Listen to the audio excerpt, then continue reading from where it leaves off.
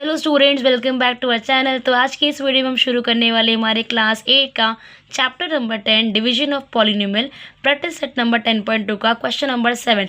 Yes, इसके पहले हमने क्या किया, हमारे 10.1 के सारे सोल्यूशन आपको दे दिए हैं। 10.2 के हमने 1 to 6 सारे क्वेश्चन सॉल्व भी कर दिया है और अपने चैनल पे अपलोड भी कर दिया है, जिसका लिंक इस बुक इसके डिस्क्रिप्शन बॉक्स में आपको मिल जाएगा।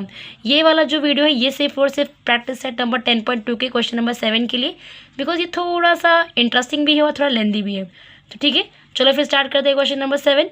देखो, सबसे पहले हम क्या करेंगे, ये वाला जो टर्म है वो कहाँ लिखेंगे, इधर 4x माइनस 1। और ये जो टर्म है ना वो हम कहाँ लिखते हैं, इधर।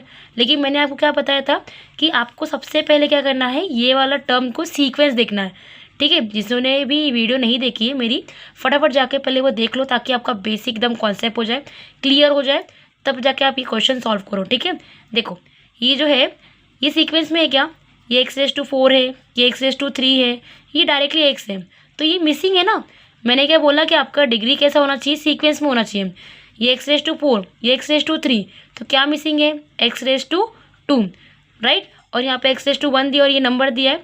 देखो ये मिसिंग है ना, तो मुझे इसको यहाँ पे लिखना है, पर कैसे लिखेंगे, यहाँ पे लगा दो 0, क्योंकि कोई भी नंबर 0 से मल्टीप्लाई करता है तो कितना आता है, 0। तो ये 4x⁴ क्या हो जाएगा, ऐसे लिखेंगे, -5x³ लिखेंगे। उसके बाद क्या हो जाएगा, हमें x⁻³ के बाद x⁻² चाहिए, तो यहाँ पे हम लिखेंगे 0x⁻² और लगा देंगे साइन प्लस का। यहाँ आएगा -7x और यहाँ पे क्या आएगा लास्ट में +1।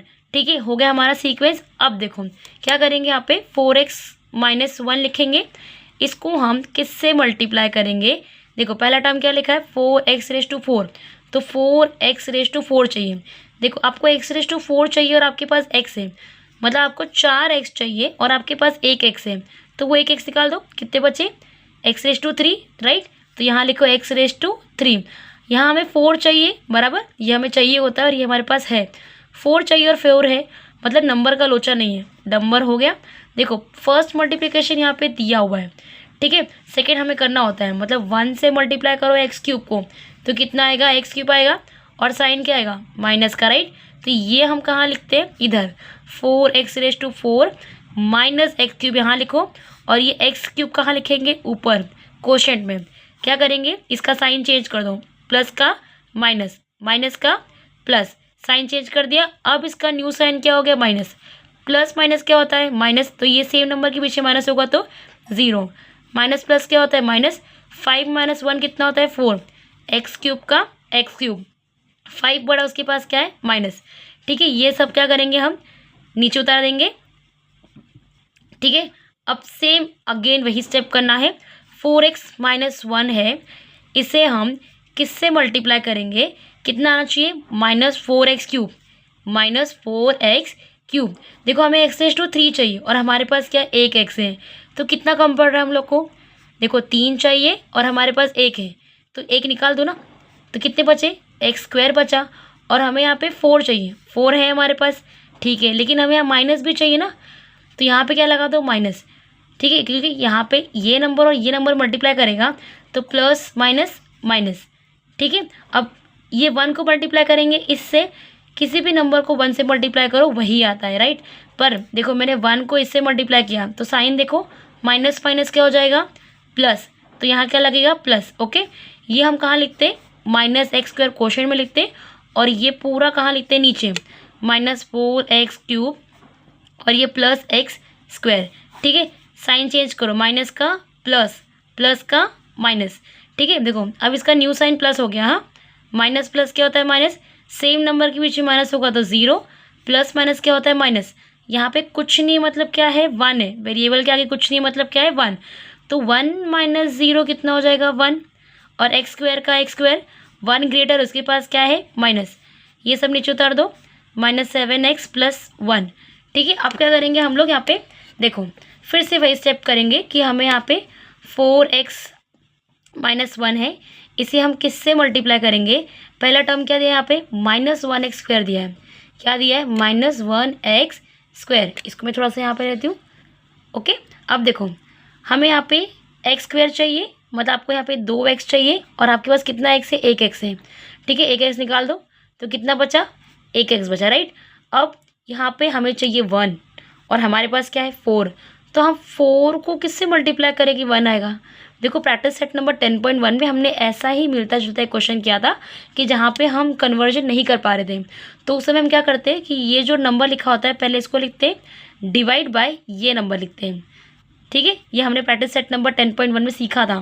फिर उसके बाद देखो यहाँ मुझे माइनस चाहिए, तो यहाँ पे हम क्या लगा देंगे माइनस, राइट। तो देखो पहला मल्टीप्लिकेशन मैंने क्या बोला हमेशा दिया होता है, सेकंड मल्टीप्लाई करो, देखो एनीथिंग मल्टीप्लाई बाय 1 सेम आने वाला है, किसी भी नंबर का 1 से मल्टीप्लाई करो वही आएगा, मतलब 1/4 x मल्टीप्लाई बाय 1 कितना हो जाएगा 1/4 x। साइन क्या लगेगा, देखो इसको और इसको मल्टीप्लाई किया ना, तो माइनस माइनस क्या हो जाएगा प्लस, ये हम कहाँ लिखते हैं इधर -1x² प्लस 1/4 x, ठीक है। यहाँ पे क्या करेंगे साइन चेंज करो, माइनस का प्लस, प्लस का माइनस, ये भूलना मत, ये हम कहाँ लगाएंगे ऊपर कोशेंट में -1/4 x, ठीक है। अब क्या होगा माइनस प्लस माइनस, तो ये सेम नंबर के पीछे माइनस होगा तो क्या हो जाएगा 0 आ जाएगा, माइनस माइनस क्या होता है प्लस, देखो इसका मतलब 7 और 1/4 को हमें प्लस करना पड़ेगा। देखो क्या बोला मैंने, ये जो 7 है और ये जो 1/4 है इसको हमें क्या करना पड़ेगा प्लस करना पड़ेगा, बहुत आसान है। देखो यहाँ पे कुछ नहीं मतलब 1 है, राइट। तो ये फ्रैक्शन हो गया ना, फ्रैक्शन का मल्टीप्लाई तो आता होगा कि ये नंबर इससे मल्टीप्लाई करता है 7 4 से कितना होता है 28, और ये नंबर इससे मल्टीप्लाई करेगा 1 1 से कितना होता है 1, और ये नंबर इससे मल्टीप्लाई करेगा 4 1 सा 4, तो कितना हो जाएगा 28 + 1 कितना हो जाएगा 29 डिवाइड बाय 4, तो ये 29 डिवाइड बाय 4 कहाँ लिखेंगे इधर, ठीक है। और इसके बाद यहाँ पे जो 7x है वो क्या है ग्रेटर है, तो उसके पास क्या है माइनस, तो यहाँ पे क्या लग जाएगा माइनस।